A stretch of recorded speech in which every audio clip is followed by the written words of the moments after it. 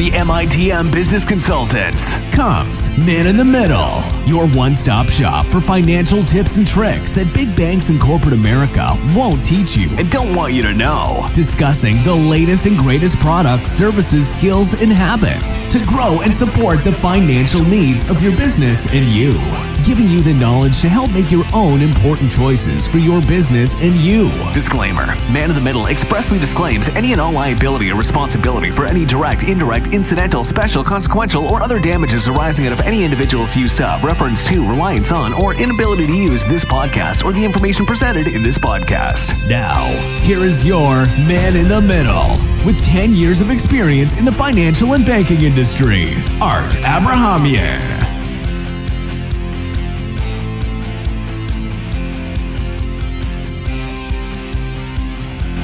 What is going on, everybody? Long time no talk to you. I'm going to look directly at you when I say this. I missed each and every one of you. 8 months.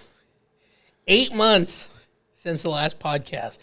As you can tell, this is a totally different person in front of us. Everybody, say hello to Payson. Hey, how's it going, everyone? George is no longer with Man in the Middle. So Payson's now in charge of all of our social platforms, and streaming, and all the bloopers that are going to be coming out of me being frustrated trying to figure this stuff out today. So we should be back on our grind with this podcast coming out. I think we're doing once every week. I'm going to let Payson introduce himself and just give an example of what he does for a living, because he actually deals in the financial industry, just in a different segment. So Payson, go ahead and give a little bit about yourself. Appreciate it. So my name is Payson Robertson. I'm currently a real estate agent out here in the Coachella Valley. I've been doing it for just over 2 years now. I sell residential real estate, just to be precise. I got into it right out of high school and have been doing it since. That's okay. That's all. That's all there is really to it. So he deals, and some of you who are MITM clients have probably spoken with Payson already. As you know, great guy, super knowledgeable, good at what he does, hungry, and hustles hard. So we love that kind of energy on the team. So today's topic is going to be what, Payson? First-time home buying. First-time home buying. And that's a great topic. It is. I get the question about first-time home buying all the time, and I'm sure you probably get it all the time. There's obviously so many different ways that people can buy a home for their first time, and a lot of times they just don't know where to get started, who they should talk to. Most people have never even talked to a real estate agent or a loan officer or anyone in the real estate sector. So a lot of times they just need to find where's the first place to start. Yeah, and I can first-handedly say a lot of the time we used to, even when I was working as a business banker, people would come up to me and be like, "Hey, we're thinking about buying a house." I'm like, "Great, when?" "Oh, in the next 2 months." And it's like, I'm sorry, in the next 2 months? Like, you should have come to me a year ago to start prepping for this, because people don't seem to understand how in-depth and complicated the home buying process is now. Most of the time, it's just a paperwork hellhole. Yes. And it realistically, I mean, even just once you say you decide to start looking and become serious about it, it takes 3 to 6 months and maybe even sometimes longer just to find a home. Right. And to get everything situated. And in today's market, too, where it's like, I remember when, even before all this craziness, I think it was in 2019, I want to say April of 2019, when my wife and I bought our home, and we probably looked at 50 homes. And every time we're like thinking about it, we're like, "Hey, let's put an offer in on that home." Realtor's like, "It's sold." Mm-hmm. So when we bought the house that we have, I remember my mom's walking the dog. She's like, "Hey, I found a house. It's right across the street, around the corner." And I'm like, "There's nothing over there." Like, I am a Zillow expert. I'm a Redfin expert. All I do is look at this dude. This thing hadn't even been listed online yet. Oh, we bought it the same day. Like, literally walked in, was like, "All right, this is good. Go ahead and sign." Yeah. And that's the last 2 years, that's what you had to do. Like, yeah. You had to have an inside scoop. You had to find something, say, off market or maybe just not listed just yet. And you sometimes were literally watching the agent put the for sale sign in the yard. And you're like, "I'll take it." Yeah, they didn't even put the sign up. I think the sign was up for one day. And then the agent, it was funny because that agent started sending out cards to the entire neighborhood saying, They like, just I sold sold- this house in one day. And I was you like, did so much. technically, my mom sold that house in one day, so let's just slow our roll, lady. Yeah, so, there's been a lot of changes since 2019, particularly to FHA. And for those of you who are listening who don't understand, FHA is a first-time home buyer program that's given to, first-time home buyers. It's funny because some of the information that I did some research on, I even called like Bank of America, Wells Fargo, and Chase before we did this just to verify because I wanted to make sure it was as accurate as can be. And it turns out it is. So one of the things, should we get into this right now or should we segue into this after we talk about some more stuff? Right, let's get into it. Here's the thing. We're talking about the loan, right? Because that's where most people get hung up is how do I buy my first house? Well, there's a lot of things to it. There's credit score makes a huge difference, and most people don't understand this about lending, and I want to be very clear. When you add a second lender to any credit product, they're using that person for additional income so that your debt to income can level out, but if that person has just as much debt as you do, then it's not going to help you. So what's the standard now? It's still 43% debt to income threshold? I believe so, yes. Cool. So that means people listening who don't understand, if I make $1,000 a month, I can't have more than $430 worth of debt reoccurring a month, or else that'll put me over the threshold to be able to afford. Now, I understand you're not going to buy a house making $1,000 a month, but I'm just using that for numbers purposes. Let's say you can't qualify income by yourself and you can't credit qualify. So what do? They say, do you have a second person that can go on this loan? And I'm going to make this clear. This is the method that all lending goes by. Not just mortgages. I'm sure you've seen car dealers and banks at saying personal loans, lines of credit. Do you have a cosigner? That's the most common word for it. That's how I got my first car. Right. And here's the thing with cosigning. If the second person who has the credit and the income signs it, they always go off of the lowest credit score of the two. So just because your wife has an 850 or your husband has an 850 and you have a 630, the loan's being written off of 630. Correct. Most people are like, I don't understand. My wife's credit is great. Why is the rate so high? It's like they're just using her for income and availability of debt to lower that threshold. But as far as everything else is concerned, we're going to use you to to get the highest rate possible. And that's just how it goes. When you buy your home, some lenders, I'm sure the listeners out there have heard about this 3% down through FHA. When you don't put 20% equity into a home, you have what's called the three nastiest letters ever put together in the alphabet, PMI. And what PMI is private mortgage insurance. I don't know how often you guys talk about PMI from a real estate standpoint. When you're selling the home, do your buyers ever go like, hey, what's the price on this going to be? And and how do you... Yeah, I have one currently that was their question going into it. What was funny about that though was they're actually putting 25% down, so they didn't have PMI, but they still thought they had still thought they had PMI. So what PMI is, everybody, is if you don't have 20% equity or down payment to give yourself 20% equity on the home. So if the home's $100,000, you have to have $20,000 to have 20% equity in the home, meaning the loan's going to be only for $80,000. If you only put 3% down, then here's what's going to happen.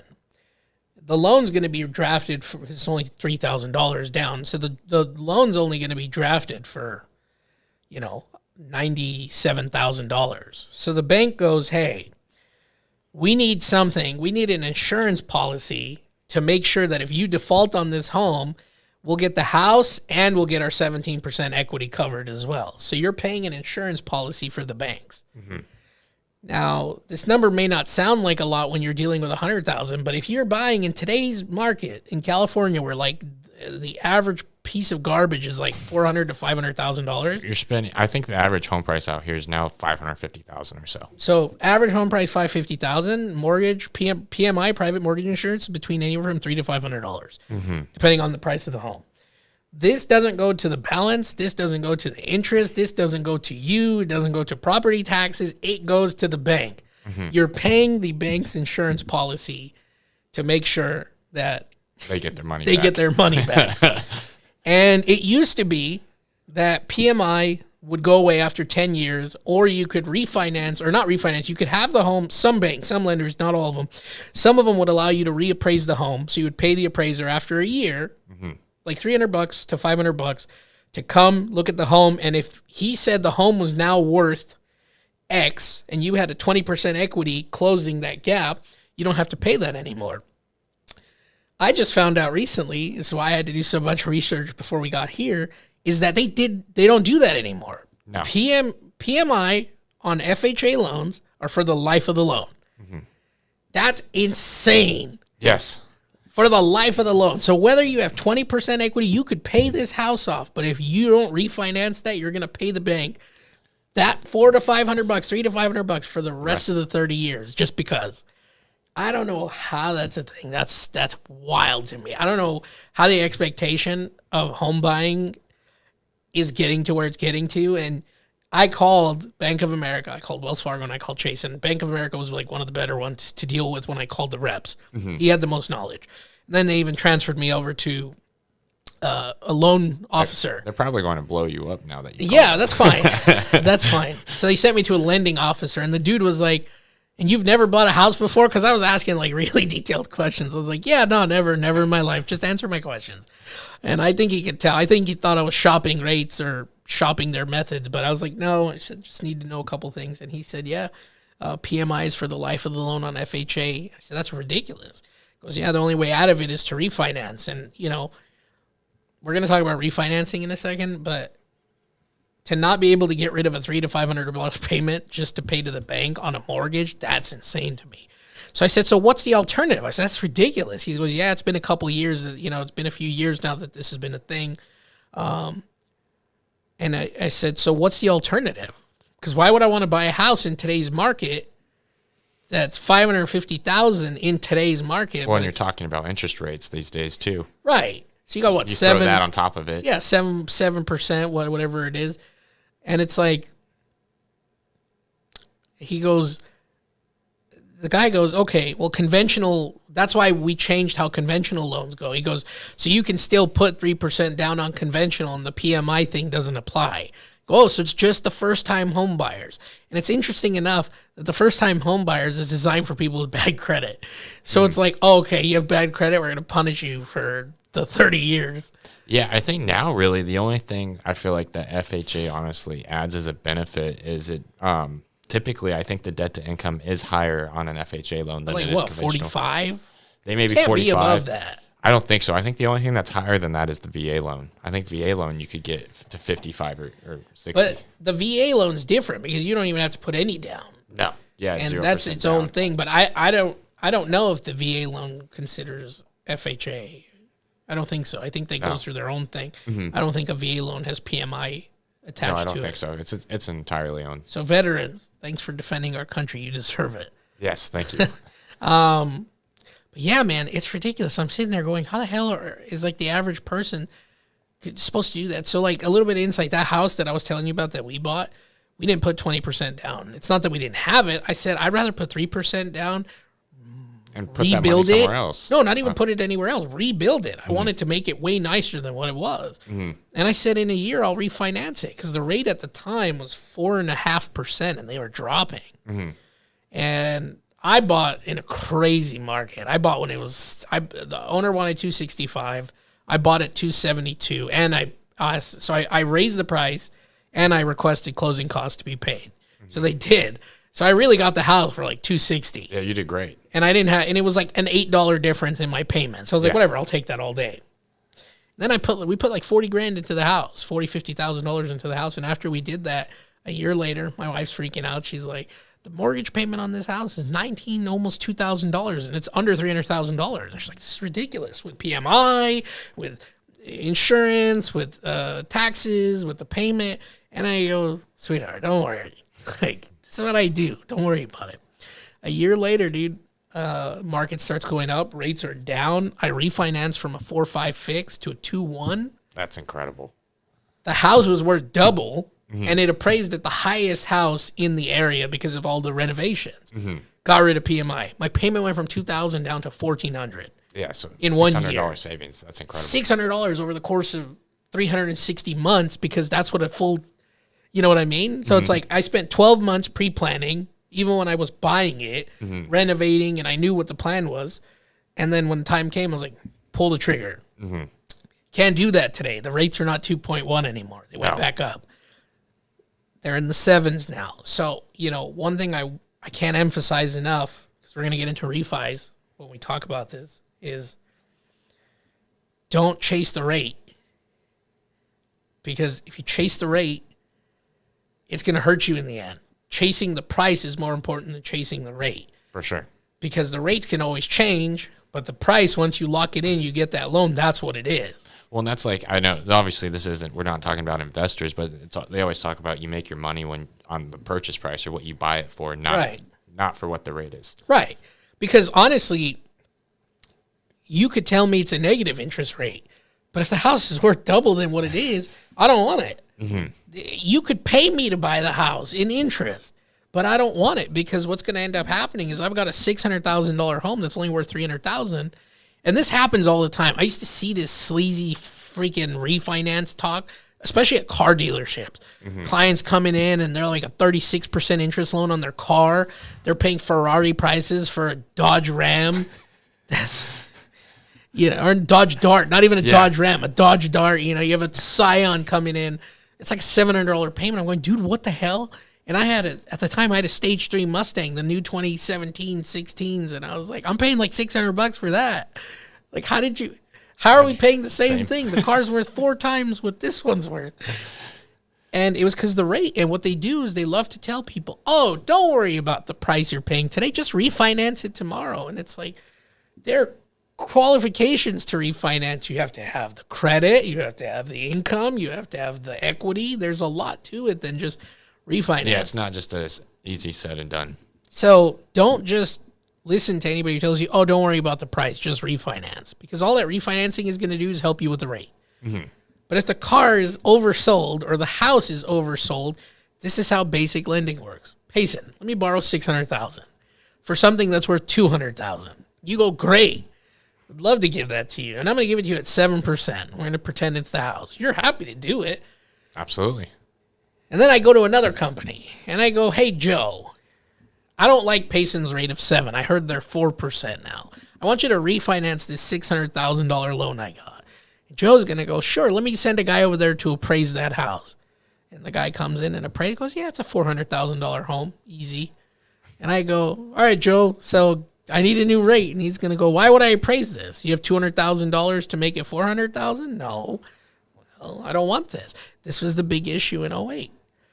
People were buying what they couldn't afford, and they were buying it at the most ridiculous prices.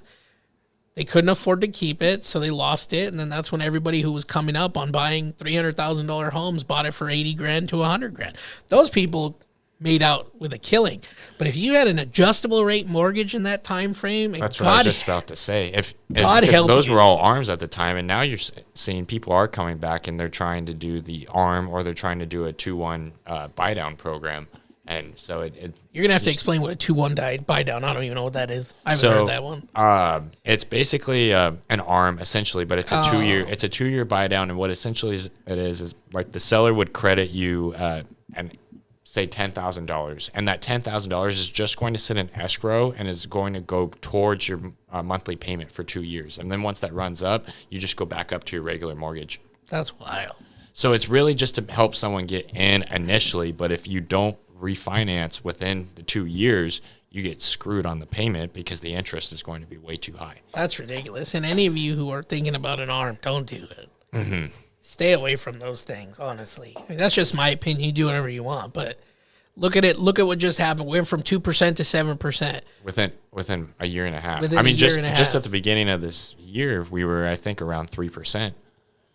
I'm going to pull up a mortgage calculator because I'm just curious what the difference of payment would be on a 2%. So let's assume you're buying the home at $400,000.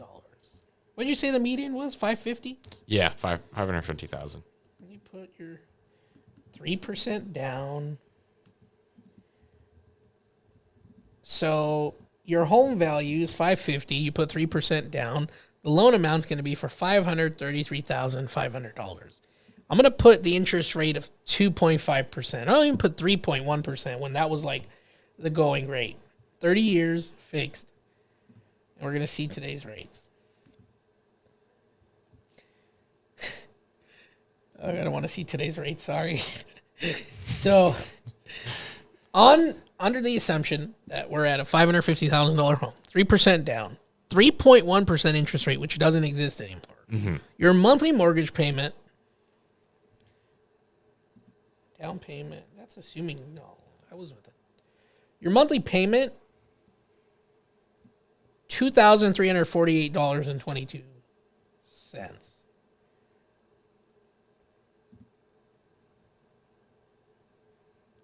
I'm sorry, that's not it. $2,783.76. There it is.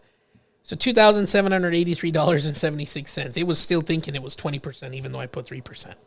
So PMI is going to be $222, and you'd have to pay that for the life of the loan. Mm-hmm. That's a lot of money. So $2,783.76. That's off of 3.1%. I'm going to go in today's percents. What are they? 6.5, 7? They're hovering around 7. Okay, so 7, like 0.2. Yeah. Okay, a 7.2 interest rate, and this is pretend you're this person who has an adjustable rate mortgage. Your mortgage started at $2,700, and within a year and a half, your mortgage went up to $4,126.96, just from going from 3.1 to 7.2. That's only a 4% increase in interest. But that's a whole nother buyer. You could buy another house. Yeah, that's a whole nother buyer. Now that is ridiculous. Just this is really important, guys. Interest rate is important. Mm-hmm. When you lock in something like this and it's adjustable, that's super important. Now, again, if you get it at a good deal but at a higher interest rate, the interest rates fluctuate. Every couple of years, they go up, they go down. If you look at Prime's sitting at 3? No, it's not even 3. It's in the 4s now. It's 4.25, I believe. Let me check what today's prime rates are. The federal prime rates in that.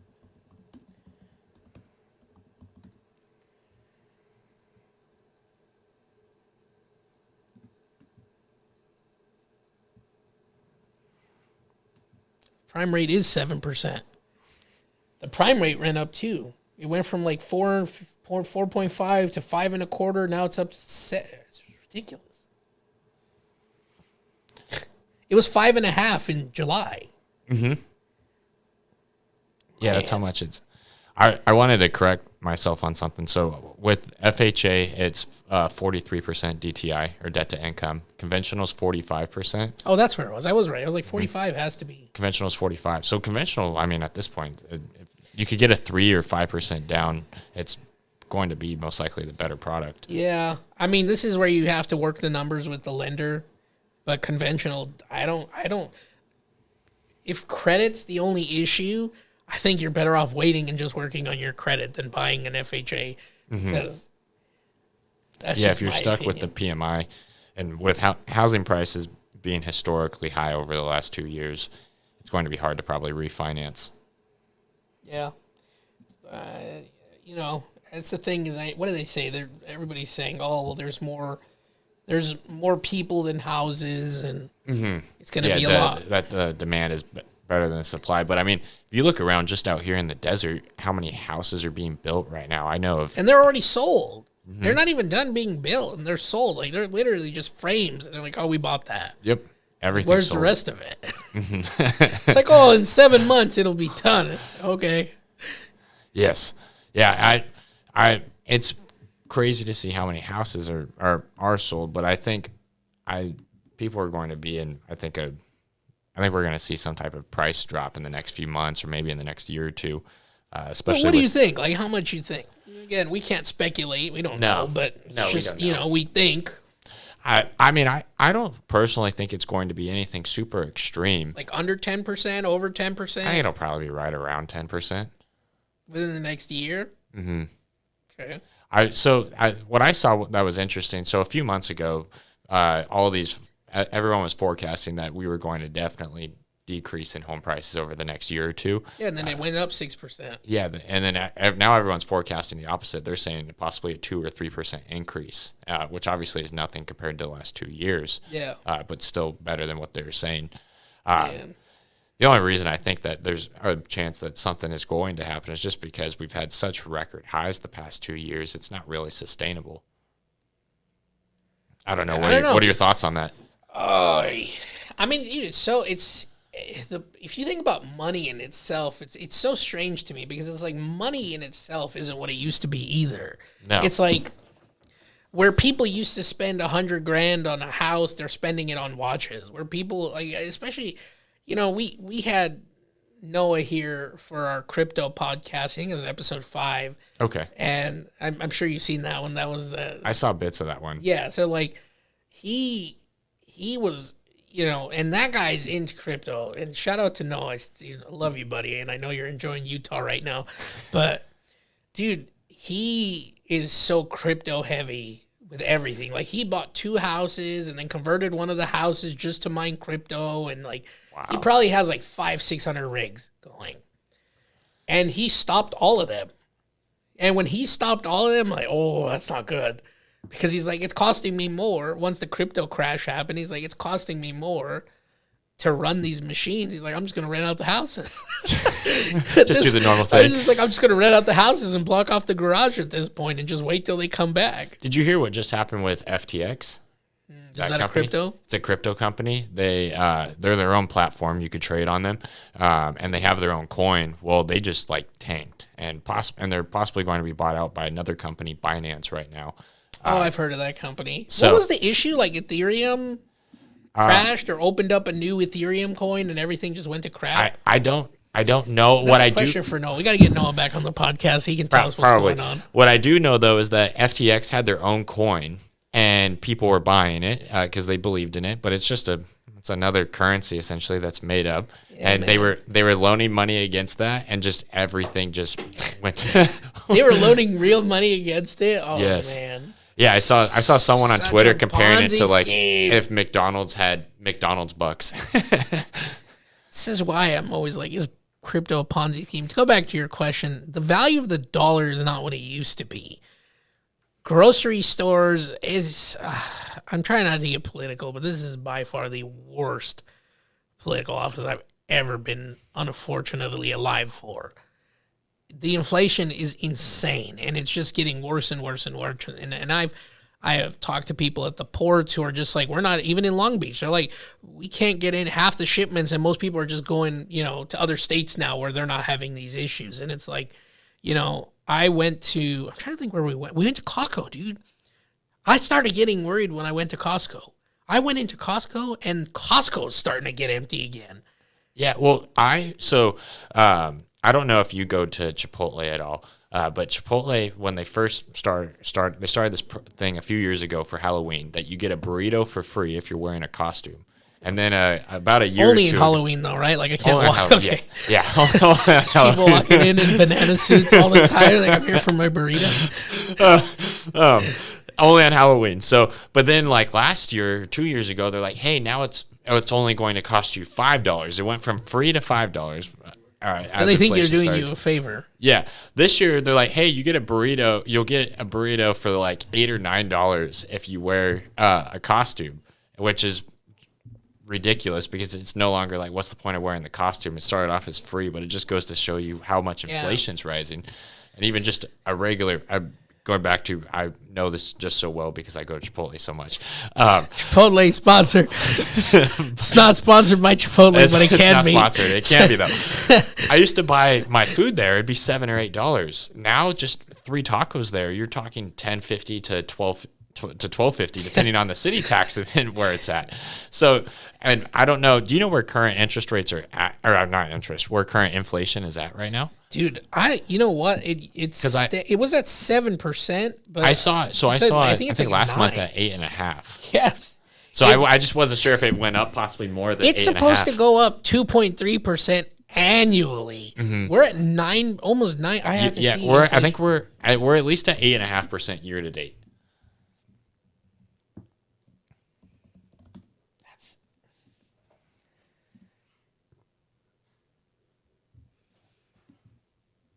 So we're up to 6.5%.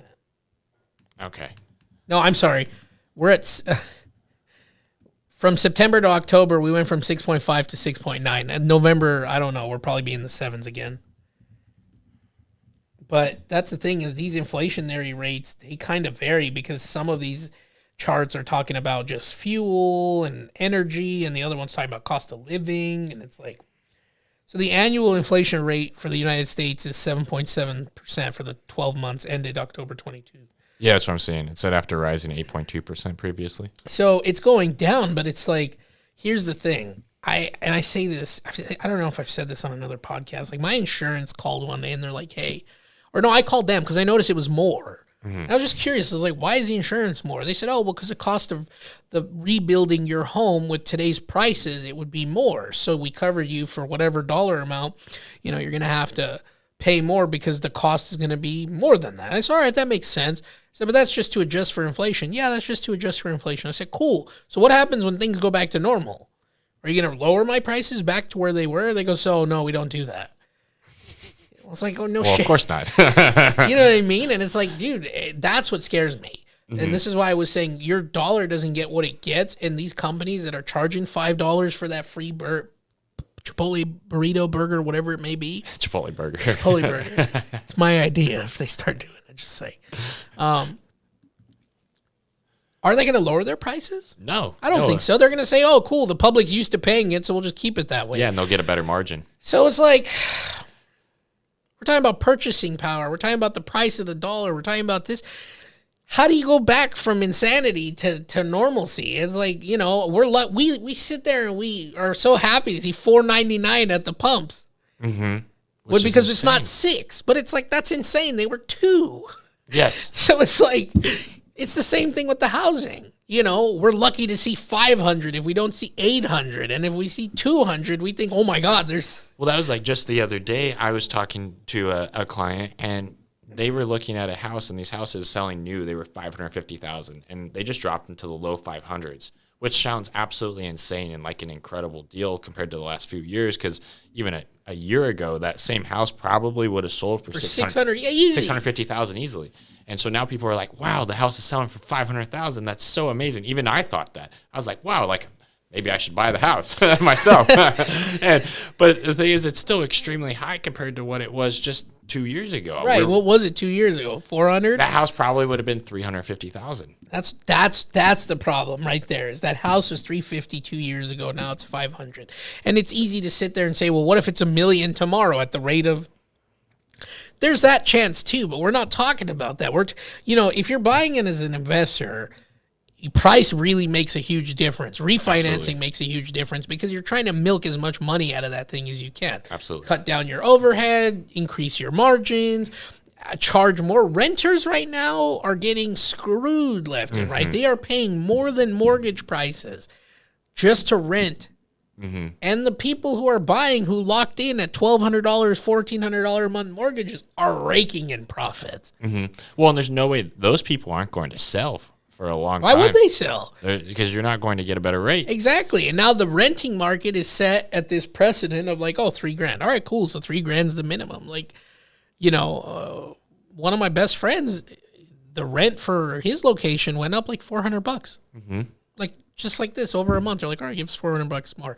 And he's like, I don't want to leave because it's still cheaper than anywhere else I could get. And it just goes to show where it's like, what's the right decision? There's no right answer. You have to look at what's in front of you. You need a place to stay. You need a place to stay. If you need a place to own, you need a place to own. All I'm saying is understand the difference between your investment portfolio and the home you want to live in for the rest of your life. Of course. If it's the home you want to live in for the rest of your life and you don't care if the interest rates go up, down, then purchase price is for you. Mm-hmm. But that's going to be for you regardless. Purchase price is really king here. But what I'm trying to get across is like, people are like, oh, well, that house, it's manufactured and that's not going to resell. And I go, do you plan on reselling it? No. So what do you care? Mm-hmm. If the price is right, the space is right, the rates are good, and it's perfect for what you want it to be. Yeah, who cares? Who cares? Mm-hmm.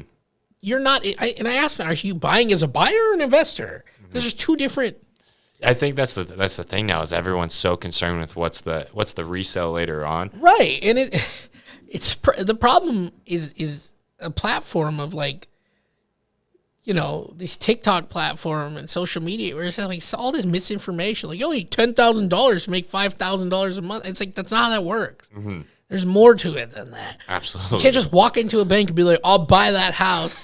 Here's 10 grand. We're cool, right?" Like it just doesn't work that way, dude. And it's like.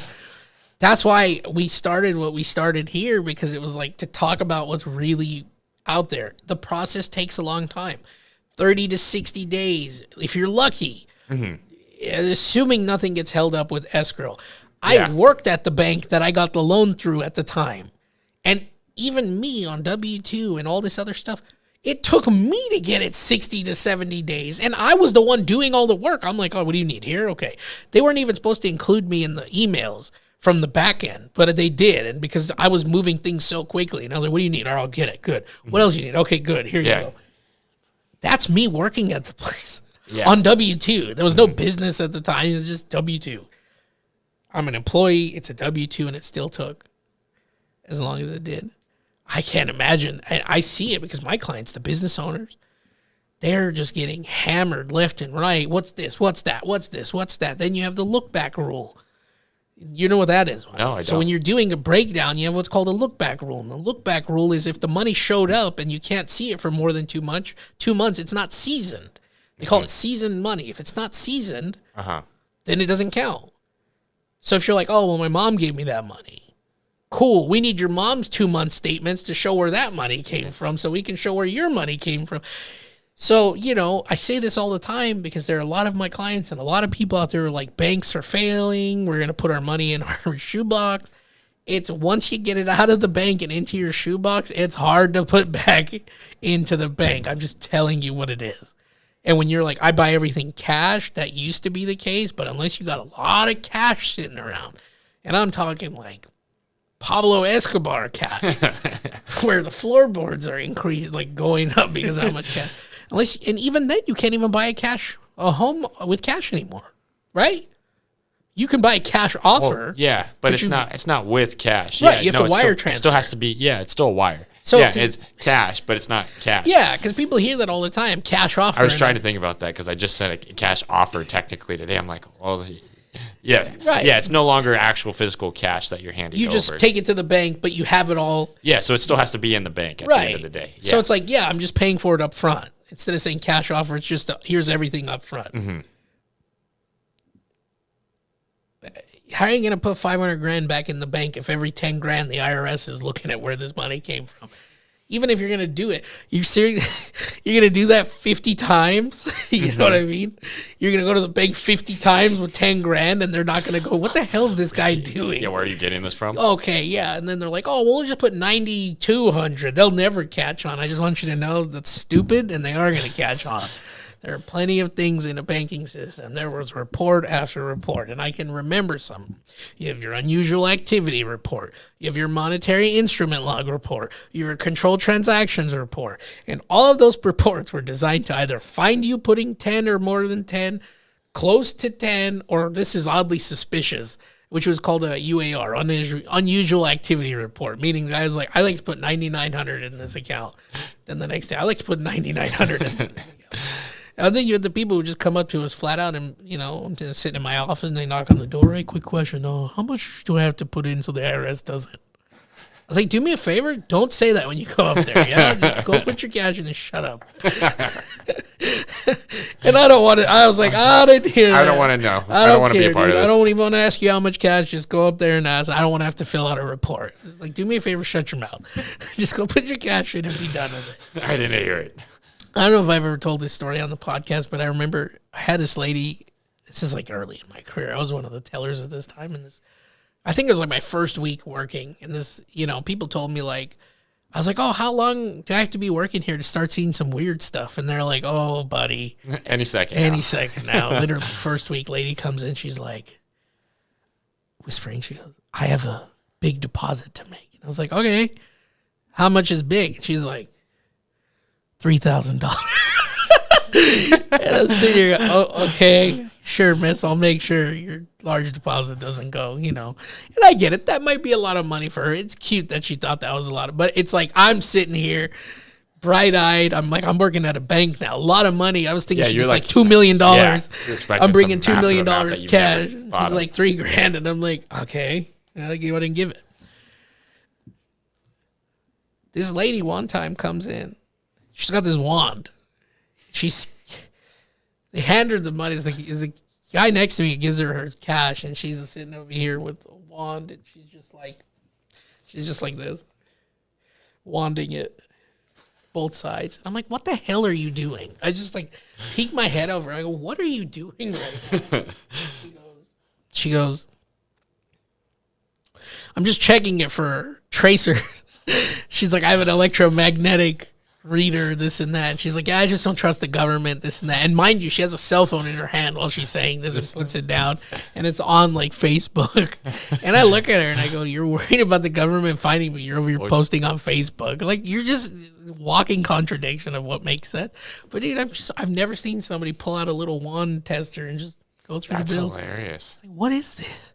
It just continued from there. All the weirdest stuff you could imagine. I was like, saw some really, really interesting things along that career for that time. But yeah, I mean, moral of the story is, if you need something now, then you need it now. Being hung up on getting a bad deal, what do they always say? If you wait for the next great thing, you're never gonna buy anything. Mm-hmm. Just be wary. If you walk in and the home has fire damage, and this actually is a real story. My buddy calls me the other day, who's also a realtor, and he goes, dude, he's the one that told me about this PMI stuff when we were talking about it and how crazy it was. And he goes, dude, there was a house up for $300,000, and he's like, it literally caught on fire. And he's like, it's not even a full house. It's just 3 walls, no roof. And I'm like, and they want $300,000 for it. He's like, yeah, $300,000 for it. Like, could you imagine being the guy that gets that house, has PMI on a burnt down house for 30 years? Like, who's gonna? And then the money you have to demolish it, reconstruct it. That house went from $300,000 to like $700,000. Well, it's like I was just looking at a house the other day with a client just 2 days ago, and the house they have it for sale for $350,000, and the house needs to be completely redone. It has a bunch of additional structures attached to it that clearly weren't permitted. You could tell because it still has like the original sliding glass door, but then you step into another room. But that sliding glass door was clearly meant to go outside. Yeah. And then it doesn't have insulation. It's made out of brick. And this house is selling for $350,000, and like it needs to be completely gutted, pretty much torn down to one wall left, and rebuild back up. And they have it for sale for $350,000. I don't know. Save your money. The best advice I can give you guys: save your money. If you aren't in dire need of a home, then go get a home, or don't get a home. Hold off. See where the prices go. Some people say up, some people say down. There's no ball. Whatever we think we know right now, it's been out the window for the last couple of years. It's just what it is. None of this stuff makes sense. At this point, it's like the blind leading the blind, and we don't know what's going to happen, and we say we do, but that's not true either. We've been in a recession, but they keep saying we're going into a recession, and I'm sitting here going, we've been in a recession. So we'll see. I mean, I personally think that the mortgage laws have become much stricter, and I think it's harder for that crash the way that it happened in 2008 to happen again. You had stated income loans, people working at McDonald's saying they made $1 million a year, and they didn't verify income. That's the one thing I've noticed over the past couple of years during this craziness of buying is everyone that I was working with was actually overqualified to buy the house. Almost everyone. Have you seen the renting qualification? We'll talk about this another day. Are you 3.5x income? Yes. That is insane. Yes. A buddy of mine, I was looking a few months ago, and that's what it was. Yes. they're like, oh, you need to make 3.5 times the rent here. Yes, that's insane. Like, if I could make 3.5 times the rent here, I wouldn't be renting here. Yes. If the rent's $2,000, you're telling me I need $7,500 or $7,000. I feel like that probably came from because over the last 2.5 years again, because the moratorium. And they were paying. People were selling their houses for crazy amounts, and then they were just putting the entire year's rent down all up front. Yeah. And so people, these landlords probably were getting used to stuff like that. Yeah. So now they're just expecting somehow something more guaranteed. It wasn't than what when used to people be. were selling their homes. It was when the moratoriums went through. When the COVID stuff happened and nobody could evict anymore, landlords were like, well, I'm not letting anybody in unless they have 6 months or 12 months or 8 months. And sure enough, people were coming at the door, 12 months, 2 years. I know a guy that sold his house and did and 2 did years. that. He goes, I'll give you 2 years rent up front. Wow. I know someone that sold their house and did 1 year up front. He's like, 2 years, I'll just chill for 2 years. He sold his house. I think he bought it for 300. He sold it for like 800. Oh, wow. And he goes, I'll sit on, he goes, it's going to cost me 50 grand, for 2 years or 3 or like 60 grand for 2 years. And he goes, I paid up front. He goes, the house literally had just been built and the guy put it up for rent because I guess he was a doctor and his kids weren't off to college yet and it was a 55 plus community. Okay. So he couldn't even go stay there if he wanted to.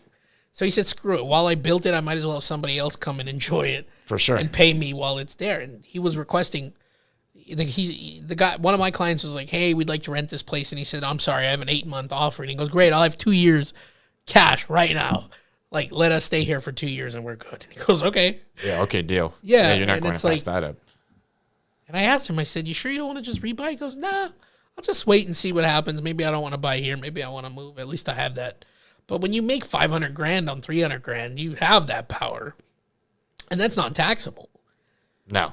Because if the That's a married primary couple, residence. the IRS will allow you on a capital gains on a primary residence as long as you've been there for more than a year and 1 day. Mm-hmm. It's $250,000 per person. So if you're a single man or a woman and you sell your house and you made a $250,000 profit off of the value, the adjusted value, because you have to factor in tentative improvements and repairs and stuff, but you're cool. It was a married couple, it's $500,000. So he walked away, him and his wife, they made $500,000 tax-free money, and it was like, great. Yeah, that's incredible. I was like, good for you. I didn't get it's a good place to be. But that's not the people we're talking to today. These are the people who are like, hey, I'm 20, 22, trying to get a house. And that's another thing, guys. Don't rush.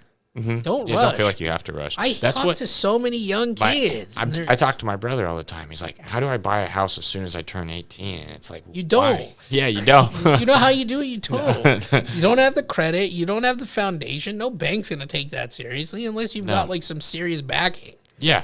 But Or somehow you have just a ton of money. I sitting know. in the You bank. walk in and you're like, well, I own this Pokemon card, this Yu-Gi-Oh! Pokemon Charizard. It's like, a Charizard. It's worth $5 million. Yeah, it's like, that's great, sir. Can I loan against this Charizard? Yeah, you can. I walk in with a CryptoPunk, those apes. You know how rich I am? I have literally had people tell me, like, what do you think I should do with this? And I'm like, how much are you worth? Oh, I'm worth $10 million. It's like 19. What do you mean you're worth $10 million? You're driving a 2001 Accord. Yeah, I'm worth $10 million. Where's $10 million? Yeah, where's the Well, I own contract? this CryptoPunk and I have this crypto NFT, and I'm like, okay, so you're broke. You're not a millionaire. Well, I could sell it any day. Cool, so sell it. Sell it. Who's buying it? That's the thing, is something may be worth something, but it's only worth what it's worth if somebody buys it. Mm-hmm. So save your money, build your credit, strategically plan. Is this a home that's going in a renter portfolio? Then you have to think about that. Location, price, interest rates, they vary. You could always refinance, but the most important thing is the price. If you buy under what it's worth, you can refinance it later, because when they go to appraise it, it'll actually be worth what you owe on it. If you buy over what it's worth, you're probably stuck. So you better hope the interest rate is good, and you better hope all that other stuff is good. Because like we said, we went from 3.1 at 2,900 to 7.2 in today's market, and it was 40-something hundred. That's a huge leap. Yes. So go fixed. Do not go adjustable. I don't care what anybody tells you. It's a bad call. That's my opinion on it. If you don't like it, I don't care. It's just what it is. Seen too many people get screwed over. Reverse mortgages too. I'm not even going to go into that. That's where you just pay interest, Yes. and then the bank takes your house. Yeah, there's a few people that lucked out on those over the past few years. That I sold a few that were on reverse mortgages, and they were able to get out of them completely and make money, but only Wild. because housing prices are so high. Yeah, and this is the thing. This bull run, well, it's not really. It's a bull run for sellers. Mm-hmm. It's a bear market for everybody else, but it's a bull run. Well, now I would even say as Yeah, of today, it's a bear market flip-flopped. too. It's hard. People are not selling. You're right. You're dealing with that now. Most people are still struggling to get their stuff out. Mm-hmm. I don't know. This is an interesting topic, and I think the problem with this topic is there's really no crystal ball. I think the fundamentals are really important. Mm-hmm. Understanding the fundamentals. Try to buy at the best rate you can. Mm-hmm. It's not as important as trying to buy at the best price you can. So rates will always fluctuate, but the pricing is kind of like, it'll go up and down, but to significantly decrease or increase, it only happens once a decade or so. Mm-hmm. I know they say this happens every 10 years, but we were pretty good for 10 years, 12, 13 years until this all started. Mm-hmm. So, just be careful. And if you have any additional questions, feel free to reach out, mitm.services. And if you want to become a member, you can also check out the website, and that's what this is for. We're here to answer questions, and you can actually have in-depth conversations with professionals such as myself or Payson or the other, plethora of professionals and network that we have here. And we're not going to play the outro today because for whatever reason, we're on a new streaming platform and it's glitched out. So I hope to see you guys next week. Hope everybody does well. And do you have anything to add? No, that's it. Well, we'll have everything straightened out for next week. Yeah, absolutely. And thanks to Payson, we're happy to have him, and we're excited to move forward with you. And our social media is going to be back up, and we have a couple bloopers. It's me getting really frustrated at trying to figure all this streaming stuff out. It took us only a good 45 minutes or so to maybe an hour to set this up today. So everybody, be safe, have a good time, and we will see you on the next one. Take care.